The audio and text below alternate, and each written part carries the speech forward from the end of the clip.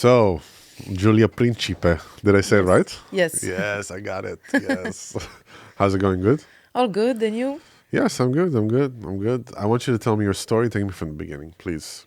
I mean, you don't, not from birth. You asked me before the... Yeah. I mean, unless you remember How it. early on do Yes, unless you should we remember go? it. But yeah, it's up to you what you want. I actually, it's funny you say I don't remember my birth, but I do have early memories of my childhood. And I actually am trying to bring that a little bit into my work.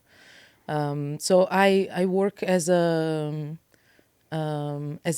teacher, head of department at SAE Institute, and I have an artistic practice on the side.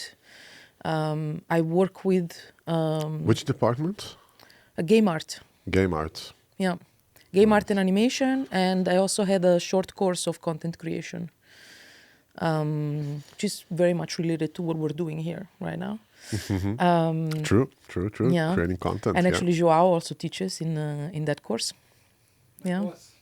Yeah. Oh, cool. Oh, nice. I like the hierarchy, the bizarre hierarchy here. Very bizarre. Yeah. Also because he was already teaching when I was still a student, so it's very bizarre. And then you how we became ended up his here. boss. It's very weird. I don't like to think of it like that. He's my collaborator. He teaches. Okay. He teaches my students. We agree on things. I don't just tell him what to do. Okay. I like it. Transformative leadership. Yeah. Yeah. And I have a practice. I share a studio with photographers where we do darkroom practice, work with analog photography, and it is so odd to do this. I don't know. We're laughing Because I said darkroom. Yes, because Oh my god, this happens all the time. and we also had a podcast With an actual darkroom expert?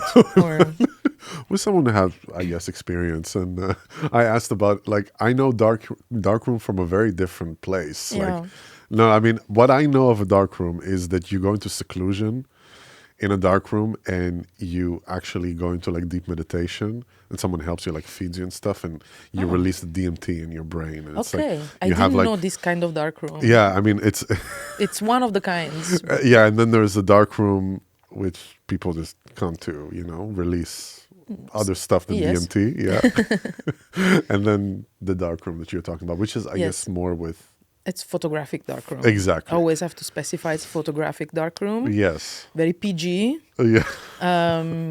We just my father used to have his own darkroom and shoot analog photographic darkroom. Yes. Darkroom. He used to shoot analog photography. And when I was younger, I started, showing interest in photography, and he got me my first analog camera when I was like 15 or something. And then we built a small photographic darkroom in my grandmother's bathroom. Where are you from in Italy? Napoli, Okay. in the south. And I started as a passion. I just always did it sort of for fun.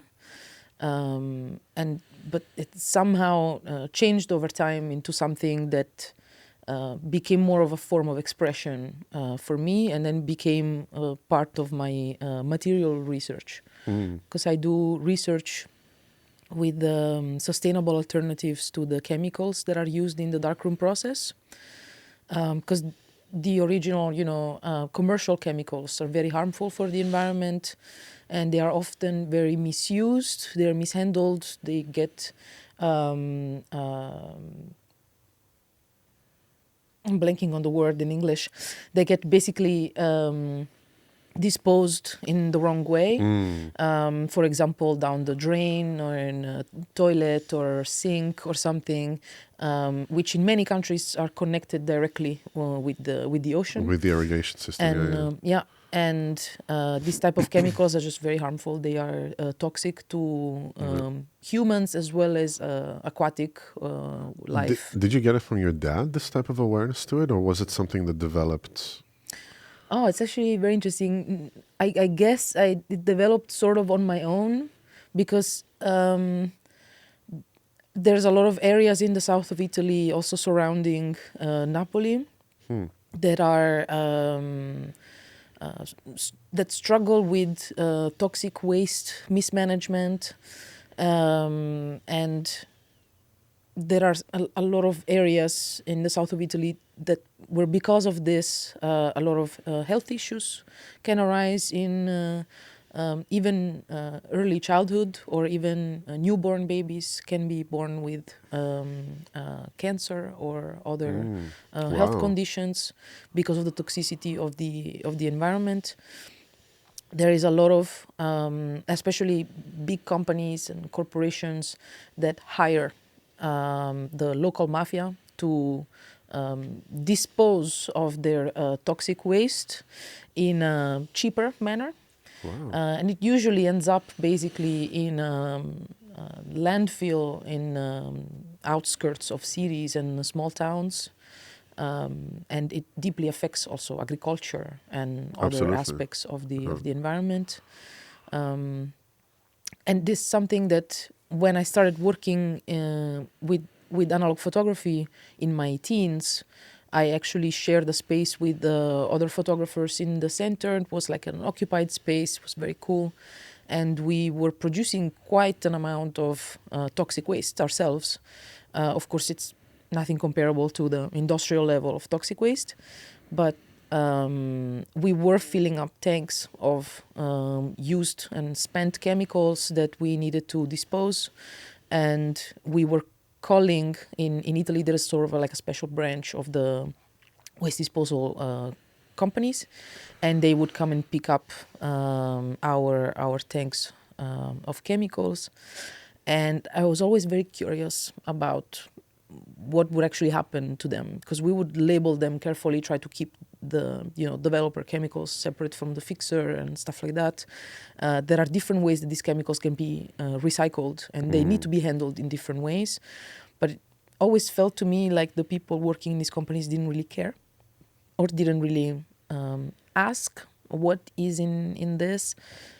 And it brought me also to research a little bit on my own what happens in these facilities. And there's a lot of secrecy around these facilities in a lot of places. It's not allowed to visit them, not even if you're an educational institution or press or something, which just raises questions. Yeah, of and course. Knowing the history of my country and this type of things that happen in the south of Italy, and also in several areas in Africa, because they're also connected in this type of traffic. I just never trusted it. And I always worried about the fact that I was possibly contributing to the pollution of my own environment, Right. without wanting to. Right. Yeah, I can imagine. I mean, Yeah. it's like, because you start researching it and all of a sudden you hit walls, you hit doors. People don't want to give you information. It raises eyebrows, it raises questions. Yeah. And of course I was young. I was like 19, 20. How old are you now, if I may ask? I'm 33. 33. Okay. Yeah. So it's like 14 years ago. Yeah. Yeah. And I actually, when I moved to Amsterdam, that was around the time that I was 21. So it was only a few years later. I tried to find a place to start a small photographic darkroom of my own. And but it was a bit complicated, finding a space in Amsterdam can be tricky. And I wasn't really deep into the, let's say, the art scene yet.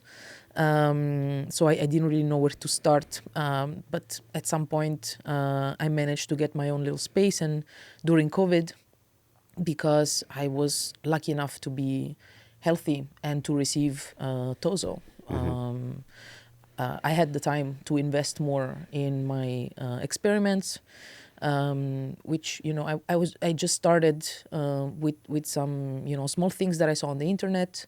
There are possibilities to develop film with coffee and beer, and I thought that can't possibly work. And then I tried it, and it actually works quite well. The information on the internet was very mixed.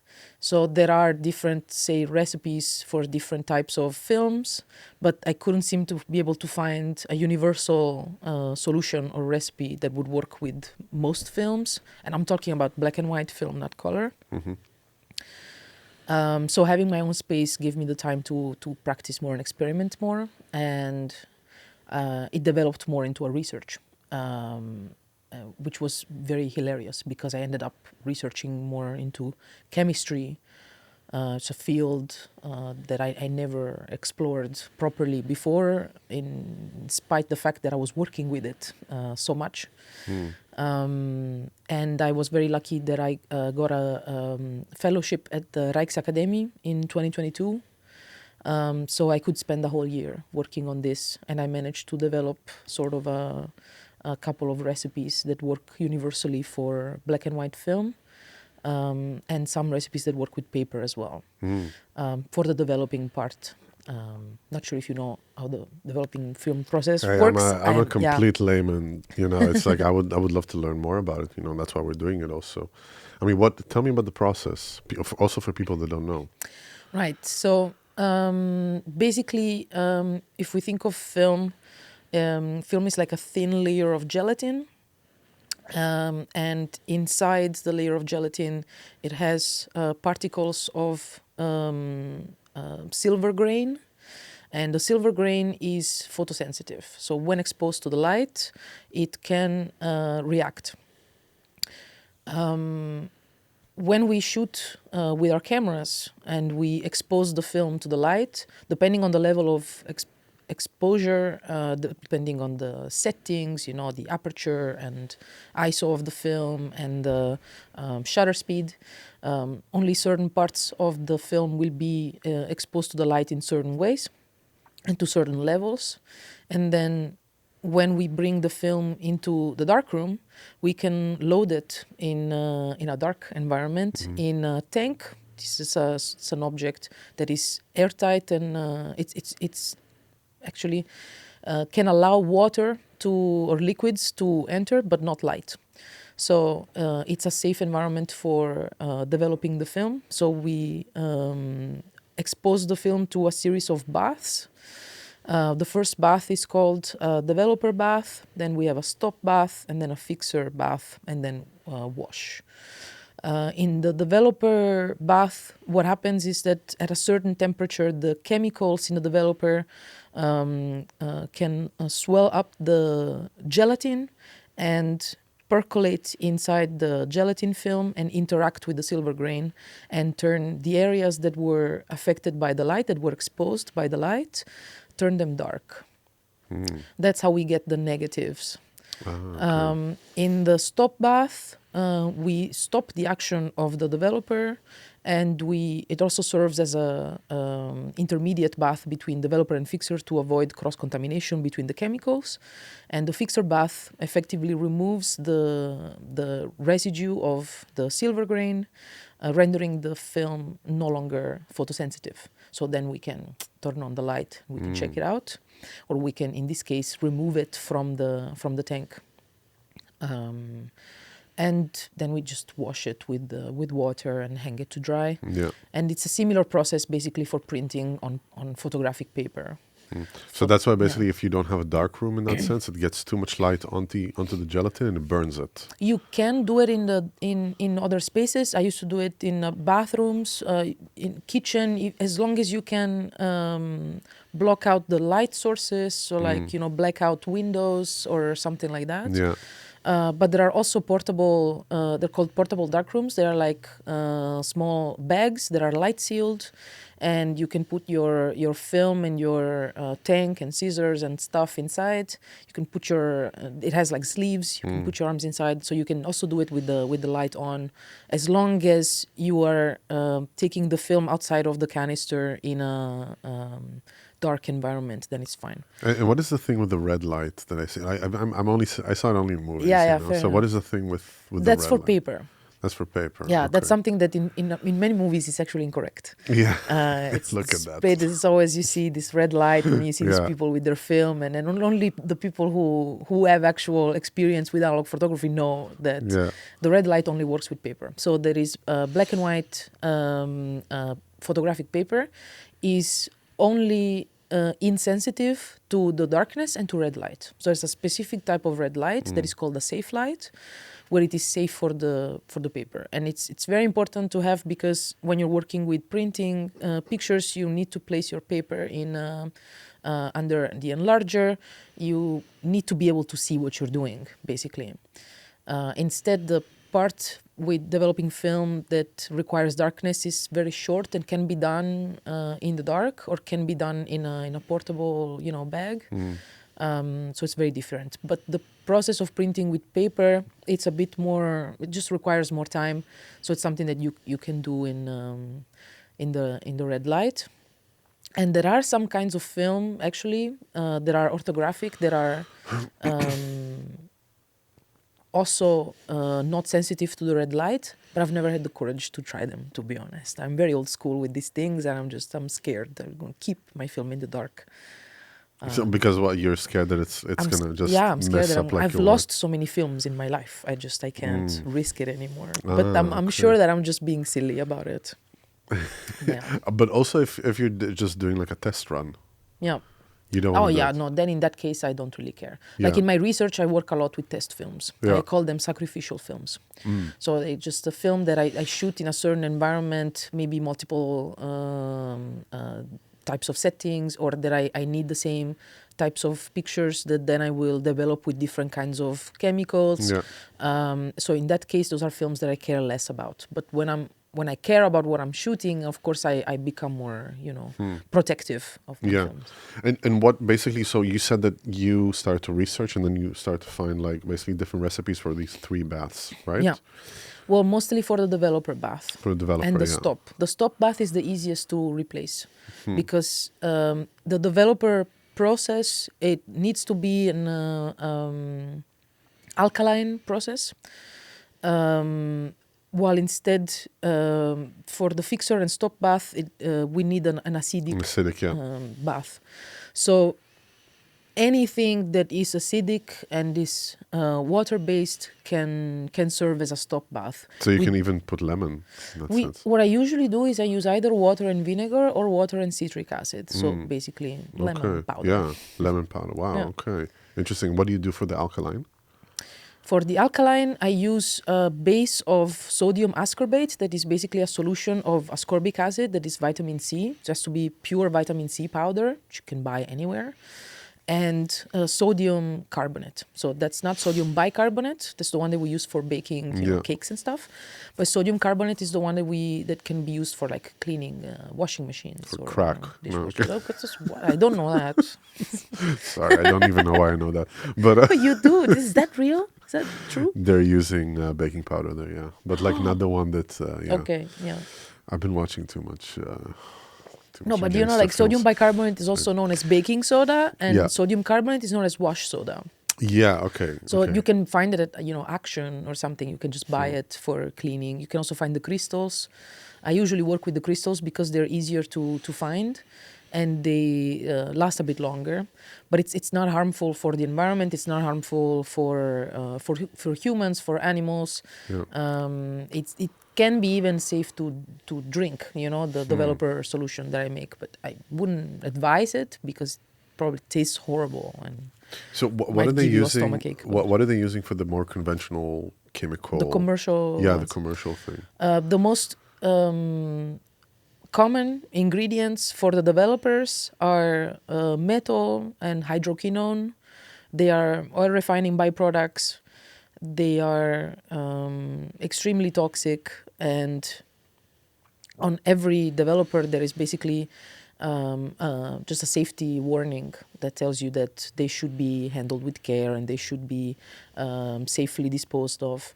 But there isn't really like a list of ingredients on them. If you want to know what's in them, you have to look up the safety data sheet. So you have developer, what is it? Stop bath. Developer stop bath and the fixer. And the fixer, okay. The fixer is usually ammonium thiosulfate based, which is not per se as toxic as the developer, but still, if released in the environment in high quantities and exposed to the sunlight for a long time, or to, combustive, do you say that in English? Like, Combustion yeah, like, processes, yeah, it exactly. can produce harmful chemicals in the air. Yeah. Because I can imagine if you're in a room with all these chemicals by yourself. I'm talking about the conventional ones. Yeah. This doesn't sound very inviting. No, but it's so much fun. It is so weird. I cannot honestly, and What? Because you get high from the you chemicals? maybe, but you end up working with it so long that like now when I smell fixer, I actually really enjoy it. And actually, I know a lot It's of a photographers. neurological pathway you just created for yourself. Yes, I know a lot of photographers that have this, like that. If I bring my prints to a friend who is also a photographer, he's gonna smell them because he's just gonna sniff them like he's an addict because they smell so good. But it's really really bad. But it's I think you develop a passion for it over time because Yeah. really the first time that you smell these chemicals, you don't like it Yeah, of because course. your brain of course knows Yeah, of that they are course. harmful. Yeah, the brain It's just trying says to like warn stay away you. from it. Yes, and I'm then like, no, I'm gonna be here for 8 hours. And you develop create a bite. neurological pathway to just like cancer. Yeah. But yeah. But no, if you wear gloves and ideally a face mask Mm. or something, you're usually quite safe. Okay, so that was the process. I want to hear about your actual work. Yes. No, I learned a lot now. Now I know it. I can flex in some meetings. Hey, how's your Yeah, developer? you can come to our workshops. We give workshops in our studio. Man, that'll be great. And so I started mostly with coffee. It's a solution that online is called Cafenol.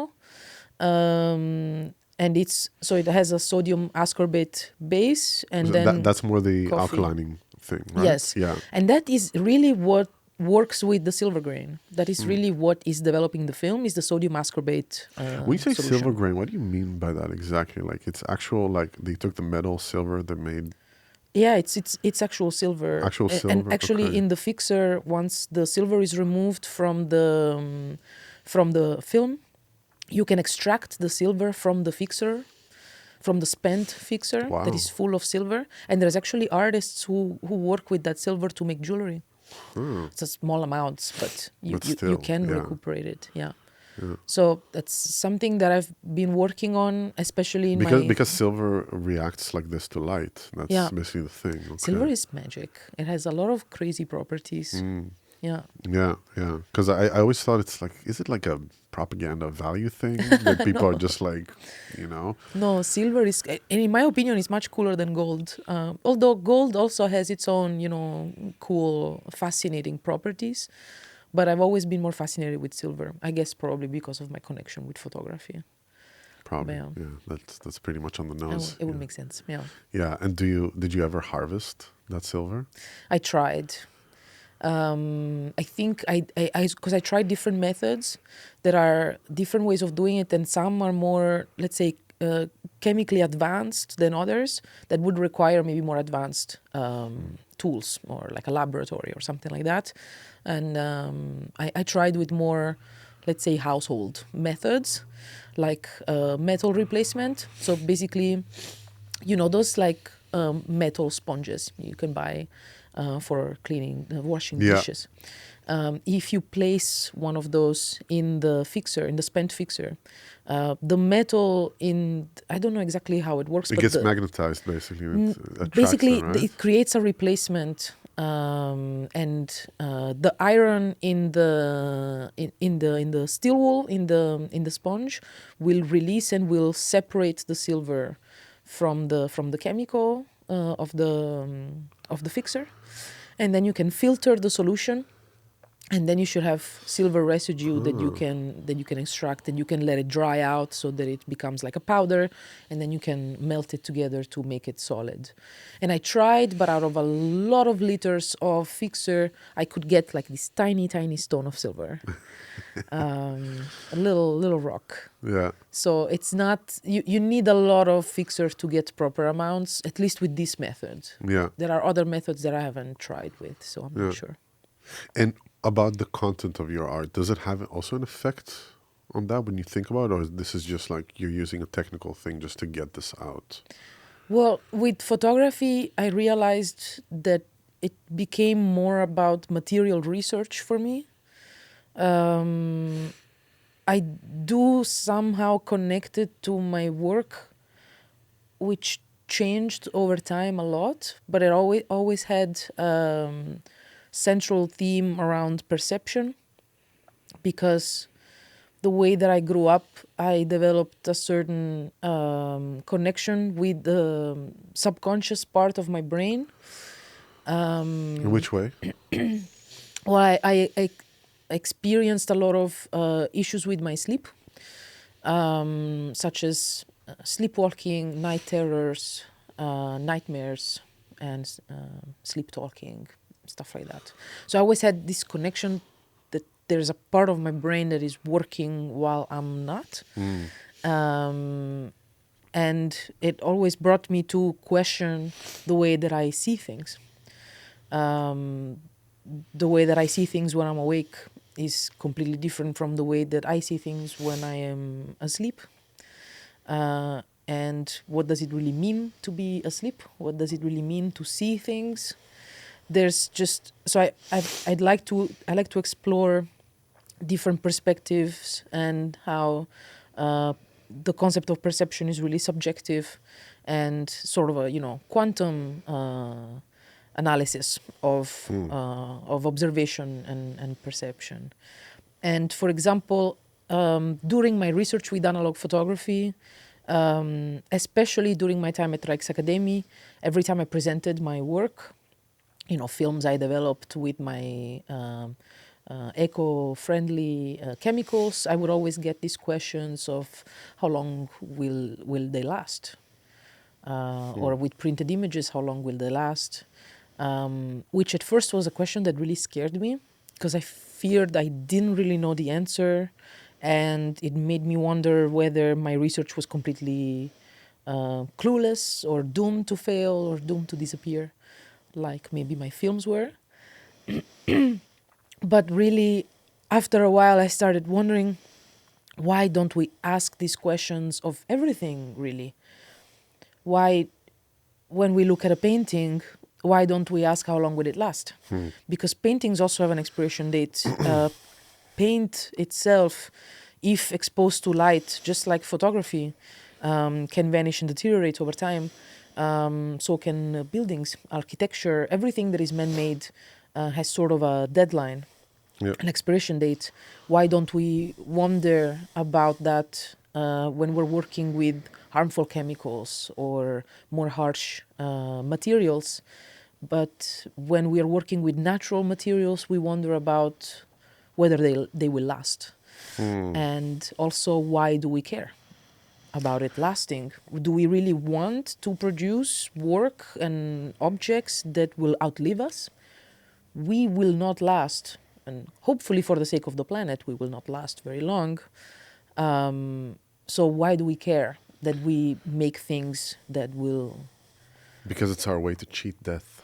I guess, It's to a way. think that we That we do. It's that complex of legacy. It's like wanting to leave, basically having a legacy. Basically having these two deaths that are happening. The first death is the physical death, you die, and then the second death is the death of your memory, and then basically you never existed in that sense. And artists or creatives, at least, of course I'm generalizing, it's not always like this, but they're trying to cheat death constantly. I mean, it just made me think about the fact that I was in the Rijksmuseum last week. I was with my son. He's like 5.5, and I wanted to take him to see the Night Watchers. And they're doing like a new. We came to the thing, and it was closed. Behind they're renovating it. Yeah, exactly. Behind like a ceiling, behind a glass wall, and they were like putting a new varnish on it. And that answers really your question, like, why are they doing it? Because of the value that it gives, the cultural value that it gives to people. Of course. And because it's considered as a masterpiece, so they want to preserve it as much as possible. Yeah. So they will get to a point that they're protecting and protecting and protecting it, to the point that it can last, that we can look at the picture and learn from it and experience it. But let me ask you something. Yeah.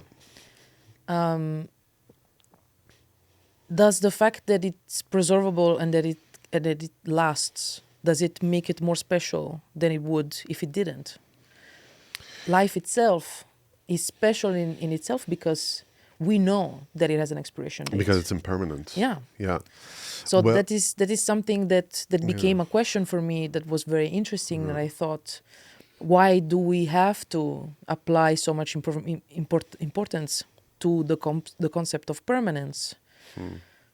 Because we have also that God complex. Oh, totally. You know, the thing is of projecting a part of ourselves that is divine, or let's say is actually perfect, Yeah.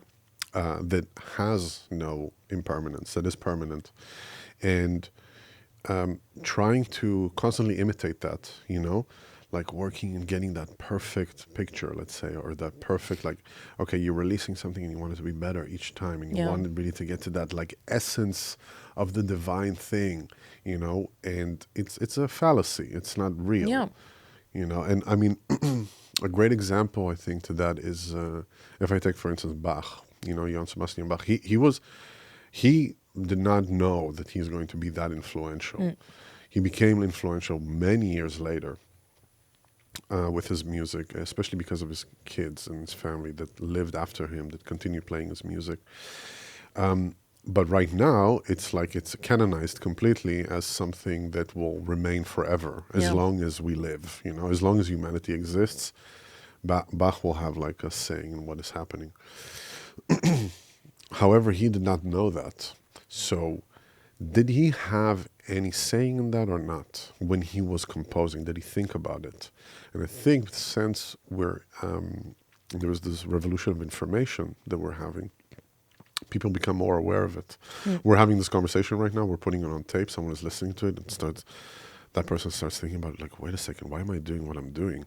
Am I actually trying to permanence a part of myself to make permanent? Am I trying to put legacy that will outlive who I am? So these are interesting topics, you know, because why are we doing the art that we're doing? Yeah. Why are you doing it? Think about it. Yeah, I like to raise the question, and I like to be able to start a discussion. Yeah. So to try and also maybe push someone on a different side of the perspective, a different way of seeing things. Because we tend to think, you know, something in a certain way, because that's how we grew up. That's how what our conditioning was, or that's what the book says. But really, that's where art lives, is in between questioning, I feel. That's the part, at least, that interested me the most, and that also started me on this more conceptual path. And so I'm trying at least to move away from the materials itself and to use them in a conversation, and to use media that I feel would better represent the concept of the question that I want to raise. Well, it's amazing that you say that, because I had this thought the last week, actually, is that enlightenment, or let's say... Can we cut this, please? No. This is very funny. This is permanent online now. No. What, that you're human? I do not agree. It's GDPR. GDPR. No, so I had this thought, you know, like the other... last week I had this thought of... you know, there was, you know, the Bible, or there are like spiritual books that just give you like answers, you know, answers of what it means to be a human, what it means to be this. And actually, I feel that we're in the cusp of understanding that self-realization and enlightenment, quote unquote, comes actually from asking deeper and deeper questions, not necessarily having an answer. That's the opposite of that. That's more of a philosophical approach. Yeah, exactly. It's more like more in the question than in the answer. Religion is more about answers. Religion is dogmatic. Answer, you know, white is white, black is black. It's like there is no like steering. Yeah, philosophy left or right. lives in the doubt. Exactly, but the doubt is where the miracle happens. Yeah, actually, because doubt is really scary. Uncertainty. We were just talking about it in a former podcast that was here. That there is a feeling of uncertainty for us as artists, and we're gravitating into actually manufacturing or curating that uncertainty for us, Yeah. so we can create something that is uncertain but that would surprise us. Yeah. You know what I mean? I don't know if it resonates with you. Yeah, totally. Yeah, it's cool that you also drew the connection with religion, because I also felt something like that when the subject of, you know, natural ingredients, meaning impermanence in a scary somehow way, Yeah. came up. That we've been living on a planet that has existed far longer than we have. And the nature of this planet and our nature and the nature of the universe is basically infinite. So how can we doubt the permanence, or how can we fear the impermanence of natural elements, Yeah, exactly. especially if you're thinking of a divine origin? But we trust concrete with our whole life. You know, we trust engines, and we trust combustion engines, which we really should not trust. Bad stuff. Very bad. And also ancient technology. Feel like we can move on to something more advanced. And you know, and apply maybe negative connotations, thinking, oh, but this is, it's made of paper. I don't trust it. I would rather get something that's made of plastic. While plastic is actually slowly destroying our planet. Yes. While trees, on the other hand, there are trees that are older than the whole of humanity put together. But somehow we can't trust something that comes from a tree as much as we can trust something. Because you are killing the tree. What I mean by that is that when a tree is connected to the earth and getting its nutrients and it's being fed, it's still alive. Yeah. When we pass it and we work through it, then the impermanent nature starts. Yeah. The real impermanent nature. You basically fast forward the thing, completely fast forward it, because you curated this. And I mean, look, I have a property, and we were like, it's wooden windows, and I was thinking, like, why don't we just put PVC all over, and I don't have to fix it and paint it every 4 or 5 years, Yeah. and like take care of it, and you know, because it's a convenience thing. You know, I think also when people were asking, of course I'm generalizing here, but when people were asking you during your presentation, you know, how long would it last, because they don't want to think about the fact that they have to actually nurture something. Care. Yeah. And care. Maintain. Yeah. They just want to know that it's like, okay. And that's a dichotomy. Man, it's interesting. We have a lot of dichotomies in this thing, because caring or replacing all that stuff is actually good for business if you think about it. Yeah. If our phones, you know, it's like there's this thing of our phones being breaking after 2 years all the time. Why? Because they have to sell you new ones. Yeah. Because if Apple would sell you one phone for your entire life, they would go out of business within a year. Yeah, it's a recipe of capitalism. Exactly. So the recipe of capitalism is at the same time having things that are very destructive, like don't think about all that stuff. Don't worry. Just buy a new one. Just buy a product, buy continuously the product, while it creates waste constantly. What do you do with the waste? How do you get rid of the waste? Don't worry about it. You know, capitalism is built also on that thing of removing us from natural processes. Like, exactly. Where's our food coming from? Where's our energy coming from? Where's our waste going to? You know, and all these things. Like what you said about you coming from Napoli and like realizing like, wow, there's like disposing chemicals constantly there, creating diseases within newborns, creating all that. You become aware of that. The question is, how many people are actually aware of that, and do they have the bandwidth to receive that amount of information? You know, so it's it's very interesting. I like talking about it. Yeah. You see how many questions can come from one question. Exactly. It's beautiful in that sense. Instead of having answers, you know. Because of course, it's easier to just have an answer constantly because it simplifies your life. Yeah. But when you start asking questions now, then you start actually questioning the things that have been told to Yeah. you. It this generates a entire- discussion, Yeah. discourse, and it's it ultimately something that interested me a lot. And I think over time it's something that I built that comes certainly from my background and from growing up what I did and the things that I did along the way. And it sort of culminated, but I never really planned for any of this to happen. I just sort of Yeah. went with the flow or something. Went with the flow. How did you get to Amsterdam? What was the... By plane. But No, I'm just that's the goodish. Yeah. I actually prior to coming here, I studied cinema in Italy and in London, and I actually originally wanted to be a director of photography.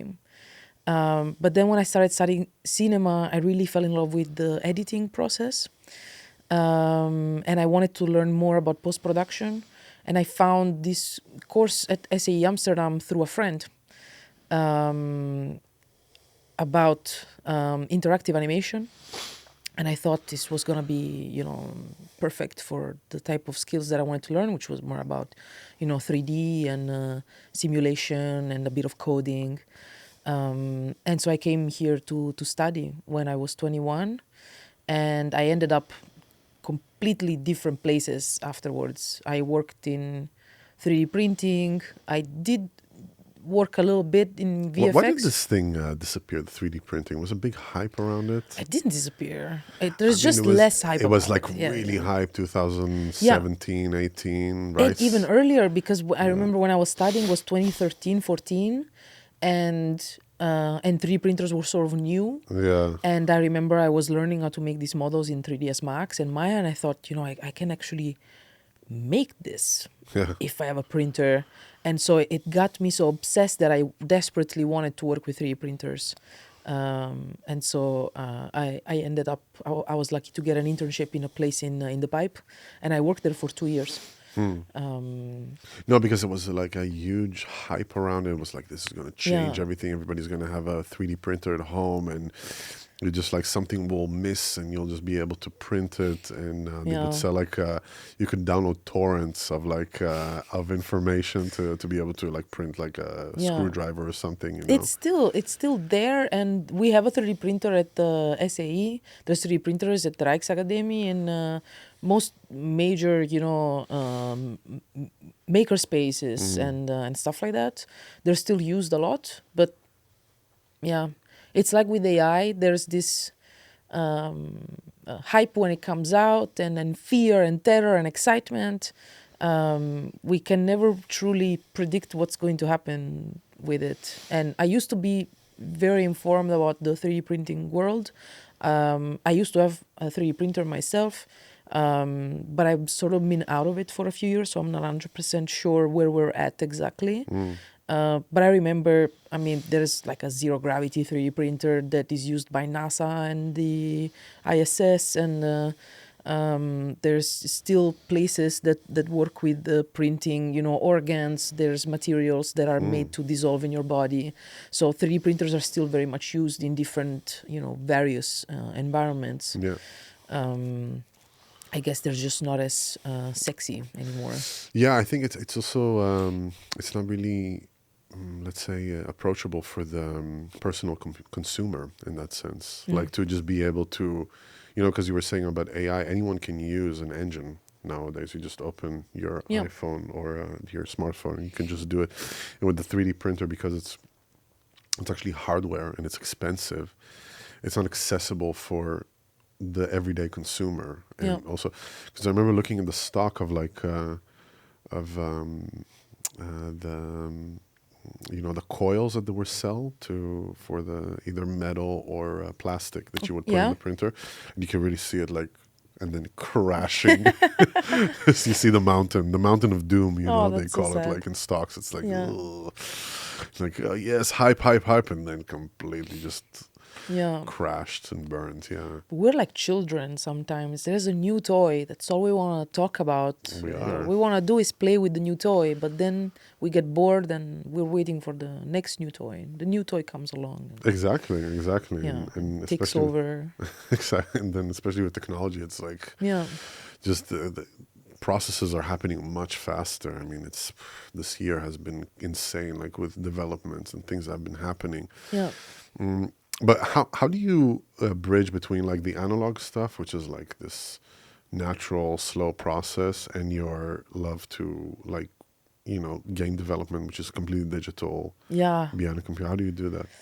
I guess ADHD, bipolarity. I don't know. I do. You're bipolar? No. Oh, okay. Just kidding. I do. I don't know. I find that I do have this sort of bipolar love for very opposite things, but they are still somehow connected. I mean, it's still visual. That's the It's thing. still visual, and the digital world still belongs to hardware. It's still analog up until a certain point. Like it lives in a digital environment, but it comes from very analog sources, and it's something that actually got me interested more in this digital stuff. Was the fact that my father was sort of a pirate in a certain sense. He liked to build his own electronics and a little I bit thought of an actual coding. pirate, like on the sea. Arr. Yeah, no, not an actual pirate. That would have been Just fun though. imagine, like would've a been really Somali pirate, No, no, but going he to used cargo to. ships. But he used to build his own stuff and fix his own things. And like, if the radio breaks in my house, we don't buy a new one; we fix it. It's also very anti-capitalistic, and it's something that really inspired me as Also a kid. very time consuming. Very time-consuming, but fun. I find it Are very you very entertaining. handy? I try to be. I don't know if I am, but I do if I can. Can you build a shelf? Yes. Can you fix a car? No, I don't know anything about combustion engines. I don't like okay. them. I don't drive. Can you and build I don't. a closet? I can disassemble and reassemble a computer or 3D printer. That's pretty handy. Yeah. I can troubleshoot your computer and your 3D printer. Pretty handy. Well, I worked with it. I can buy a new lot one. of times. Yeah. When I have the I can't. I can't afford it probably, so I would rather fix it. But it's something that I guess, like my father used to make me, like MP3 CDs and like burned CDs and DVDs and stuff like that. And very early on, I wanted to learn to do it by myself. Wait, he wouldn't make the CD himself? No, he would buy. He would buy the Yeah. empty CDs and then he would and burn. just burn it. Yeah. Yeah. Okay. Back Yeah, in that the was a day hype, when it huh? was That cool, was that was another toy we used to Man, I like to remember play that. with. Oh, where we had like this like drive thing. You would put it in. You would, Yes. like burn a CD, and it was so cool. Or the portable CD player. I used to love that thing. Yeah, exactly. Yeah. Wow. And so That disappeared completely. I still have my CDs and my CD player still works. Your CD It's- player still works. Yes, And if it breaks, it's probably what do you 20 do? years old. Yeah, what do you do if it breaks? I mean, I where guess a funeral for it or Yeah. something, because I've been with it for so long that I sort of a funeral. That's care good. about it a lot. Yeah.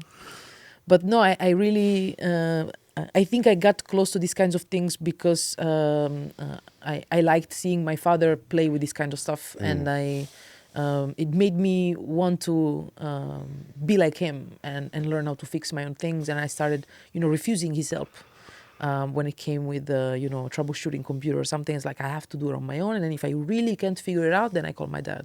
My dad is like my Google for computer stuff. And Nice. yeah. And so I also through my dad got into photography. So I guess I owe a lot of this to him. Yeah, thank you, Dad. If you're listening, Yes. I also thank you. Okay, so wait. You went to study cinema, you went to this, and then you discovered basically a different love for it. And then how do you get to SAE in that sense? With post-production. With So post-production, yeah. I thought SAE was going to give me the tools to work in VFX for cinema. Yeah, right. And it Exactly. did. I worked on the production and post-production of a pre-production and post-production of a couple of films. Yeah. I just ended up not being what I thought it would be. You know, I idealized it in my head, what I thought this job could be, and it wasn't. Oh, like creating CGI and creating all that On a stuff. smaller level, of Yeah. course, but yes. Yeah, creating like modules and all that stuff. Yeah. And like creating 3D Yeah. model. And, okay. But and I never really, I wasn't trained. I didn't have an artistic background. So my experience was more like, you know, in a professional industry environment, and I worked in different fields, you know, different corners of the industry, and somehow slowly started developing interests and habits that reflected more in the artistic field. So I just slowly sort of transitioned that way, but I never really lost my passion for working with this type of programs, and I use them in my practice as well. So like, you know, 3D software and stuff like that. And I started teaching when I was 23, sort of because I thought I had to. You started teaching when you were 23. Yeah. Okay, in which in SAE already? At SAE. Okay. I started with 3D printing workshops, and then I started. Wow, that's interesting. That's young. That's like Yeah. it's quick. Also. Yeah, it was sorry, you were funny. saying. No, I mean it was very young, and some of my students were older than me, and some of the teachers didn't believe I was a teacher. Some of the students didn't believe I was a teacher. It was funny. But I'm a huge nerd, so I was teaching After Effects for the film department, and I guess sometimes the students were maybe, you know, skeptical of me because I was so young. Yeah. But once I start talking about codecs and stuff like that, they were Yeah, like, knowledge okay, is knowledge. I'm gonna listen maybe to her. Yeah, I mean, knowledge she's not a is- complete idiot or something. You know. Who you're the daughter of who? I mean, what is, exactly Are you like- lost, little yeah. girl? Yeah. Exactly. And I started teaching because I saw a lot of artists that I followed always taught on the side, because you know, when you work as a creative, what you do doesn't always fully pay your bills. So I saw that a lot of artists were also teaching or working in this type of institutions, and I thought I'm gonna try that. Because I also tried, you know, a little bit of corporate life. It wasn't really for me. And I found out that I really loved it. I like working with students. It also keeps me very sharp. It keeps my skills growing. Yes. It keeps me practicing and... Yeah, you're an ambassador of the skill, of the craft, basically, for them. Yeah, but also students, I have the tendency to find all the bugs and crazy things in software that even with 10 years of experience as a professional, you might never find. It's like sometimes like when your cat walks on your keyboard and something crazy happens and you don't know how to fix it. So it gives me the possibility to keep practicing these skills and to, you know, problem solving and creative thinking, so important in this field, but also in general when working with computers and technology. Yeah. So it's what is the thing fun. you're working on now? I mean, is there like a big project you're busy with now, in the sense of like something in the chamber? There is a lot of stuff in the chamber.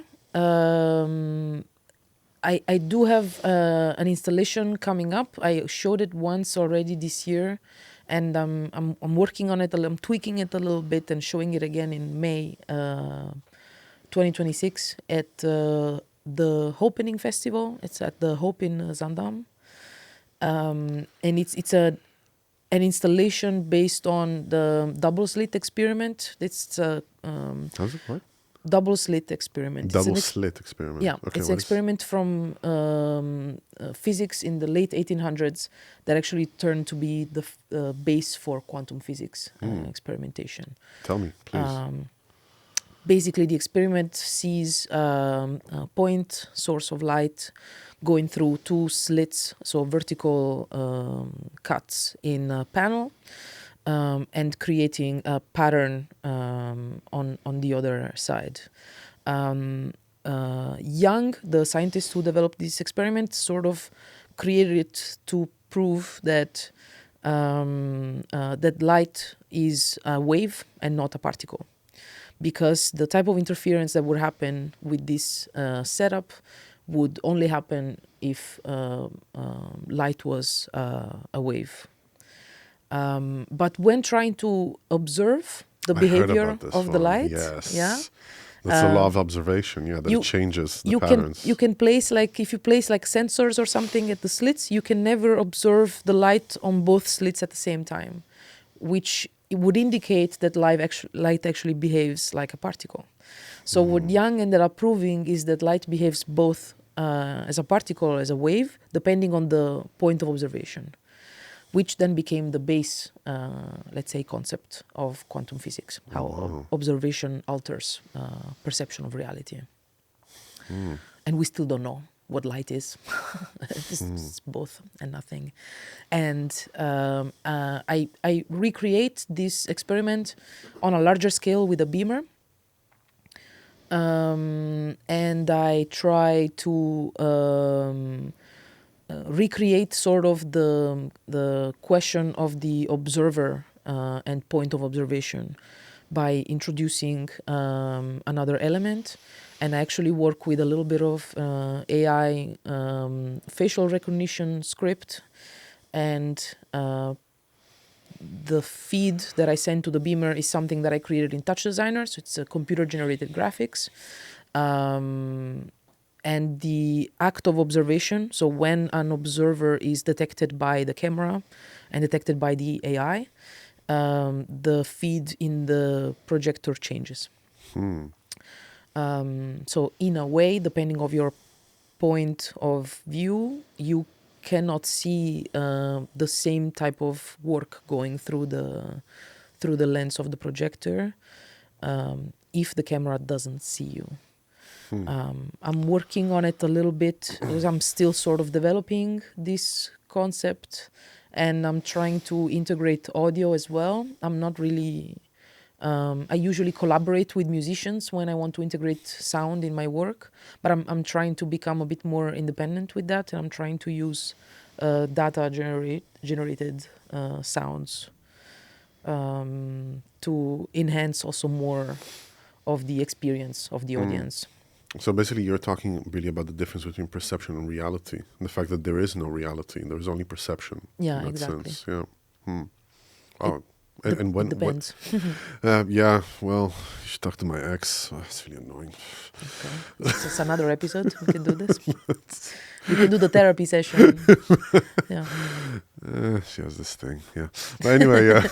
It's no. What I oh God. Cut. No. No cutting. No, this stays. Right. This stays. Stay for everything. For the court. Right. Yeah. I'm From kidding, my of course. handicap to his relationship issues. Okay. No. So, what I want to ask you is about AI. Where do you think it's going? Especially as a visual artist, especially as like things being generated so quickly right now. Everybody's playing with this new toy that they're having, and this huge bubble that is just sucking money and and resources. And resources from the environment. Well, I'm not a huge fan of the environmental side of the use of these sort of technologies. In general, I am not opposed to AI, nor I am pro. I like to see AI as a tool. The type of conversations that AI is sparking now were also happening when Photoshop came out, when Google came out. Social media. Social media, everything. We are constantly fearing that this technology will take over, will somehow remove jobs and kill artists or kill creativity or something like that, when in reality I think it's going somewhere completely different. I feel, but this is my opinion, it's not based on any specific type of data or something, but it seems to me that the direction that AI is taking, especially in terms of generative visuals, is similar to the mass production of, say, clothes, for example. When clothes begin to be mass produced, they were new and exciting and everybody was taking them, but eventually everybody ended up wearing the same clothes. And going back to handmade things and vintage clothing became special, became expensive. Yeah. I think that the visual craft is going to end up the same way. So right now it's very easy for companies, especially in commercial and advertising fields, to use AI to save money and produce visuals for their campaigns or something, for example. However, first of all, people don't like that. When audiences spot AI in visual works, in video games, in film, in advertising, they don't like it. They like the thought of the human craft. They like to see the long line of credits at the end of a Pixar film or something. They like to see that people worked on this. They like to know it took 6 years to make this game. Exactly. It took, 10 years to make this film. Practice and ritual. Makes it special, yes. Practice and ritual. Yeah. Takes 2 minutes to make this film. It's not as interesting. It's fascinating. So it's fascinating to see what the technology is doing. But it's not special, and there's really no soul in it. Yeah. I feel that eventually the story is sort of going to turn, and that people are going to turn back to 3D artists, for example. And the skill that 3D artists will have will be maybe more rare or less common, and therefore more expensive. So I think this is actually a very good moment in time to practice your 3D skills and keep them. Are you selling a course? Or? Yes, come to SAE Amsterdam. No, I'm joking. No, but I do truly believe that. Yeah. The same way that a lot of analog artists are still working in a world that is very, very digital. There's when I was studying filmmaking in Italy, there was this guy. I don't remember his name, but he's huge guy in advertising especially, and he works almost exclusively with stop motion, which is very, very analog form of filmmaking, and he is extremely requested by very big brands like Louis Vuitton and Cartier, because of the uniqueness of his craft and how good he is really at it. So there are still a lot of ads and short films and animation that are made by stop motion artists. How can that be? Since digital art is so advanced now. It's because it's good. It still communicates something, and it delivers a message that goes so far beyond the story itself. Yeah, and I think also because there's a person behind it that sacrificed a lot and worked very hard to acquire craft that is very individualized, Yeah. that tells a story with his, with work. all the successes and the failures of that person, that he or she or whatever it is, they can just transpire it into their art, that creates something unique. Because still, AI is feeding from this like big pool of data.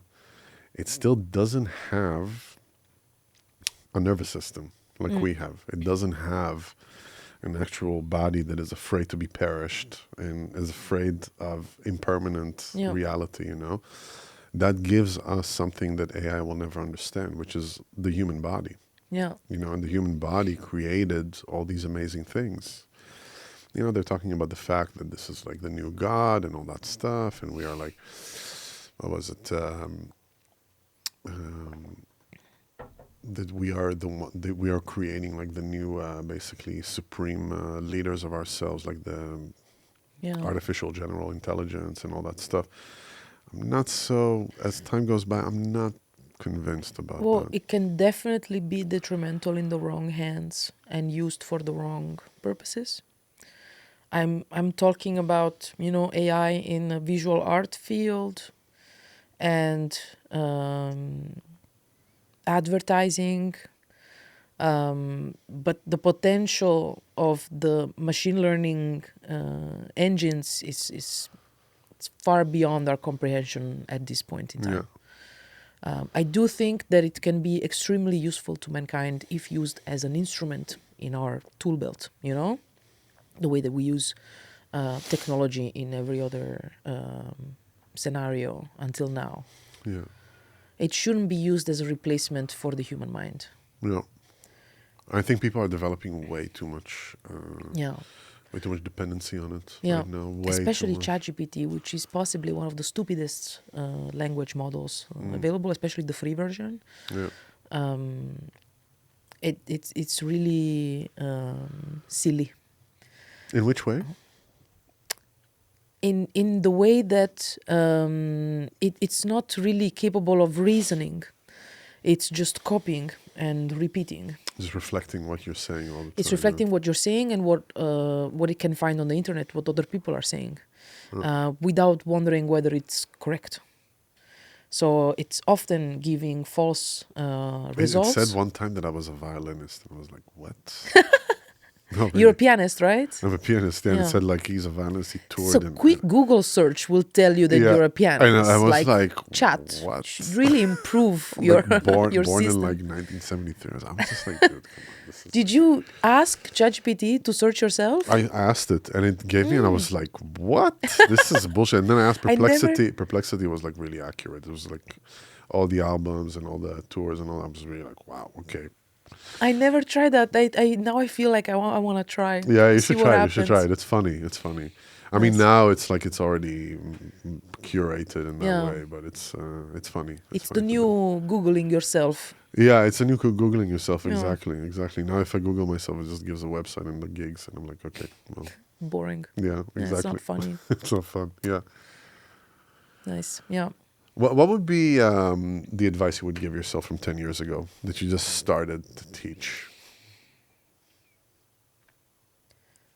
Oof. I would probably tell myself to trust my gut more and to just trust myself more and give myself time, that I have time. I think 10 years ago, I used to really feel that time was running out in some ways, and also to give myself permission to be free, like to give myself freedom, because I feel like I used to place imaginary limits for myself, and I would say, you know, I can't go beyond this place, but really no one told me that. I told myself, or I thought that society or the work environment or whomever was around me was telling me, or just my perception of, you know, like I can't be an artist because I didn't go to art school. I wasn't trained as an artist. I don't have the means or the money or something. I wish I had realized this earlier on, that I can do and I can be whatever I want. Yeah, it's such a fragile age, 23. Yeah. We sure that we know stuff. We know fuck all, man. We don't know shit. Yeah. Thinking of myself when I was 23. Ugh. But I was very lucky that I surrounded myself with very good people. And they inspired me and they gave me courage to end up in places where I wanted to be and where I am now, that I really enjoy. So that's something that is fundamental, that I would advise anyone, is to, you know, be very selective about your friendships and about the people that surround you at work and in your daily life. Exactly. such a strong influence on your internal dialogue. Yes, and it's also, it's another source of nutrition in that sense. Yeah. If it's toxic, you're gonna have toxic. It's like you nurture a toxic environment within yourself. And you will release it as well. Exactly. So, yeah. Exactly. Julia, thank you so much for doing this. Thank How you was so it for much you? for having me. How was it for you? Good. It was good. Yeah, I It like was a little it. embarrassing in Embarrassing? certain parts. Yeah, when I spilled water on myself. No, it's just so weird. I felt like maybe it was going to be uncomfortable for me, because I usually am very uncomfortable around mics and cameras and stuff. But this was actually surprisingly chill. I like it. Thank you. Joao, thank you so much. Our Thank producer, you. yes. Everybody, thank you so much for joining us here and Into the Score. You know what to do. Like, subscribe, follow us, and do the whole franchising thing, because we want to dominate the internet. No, not really. We just want to be able to sustain this podcast. And with your help, we are doing it. More subscribers, more time watching us, more resources. So thank you there watching us. And we will see you at the exhibition or the 3D model or the darkroom. The photographic darkroom. The photographic darkroom, yeah. Exactly. See you.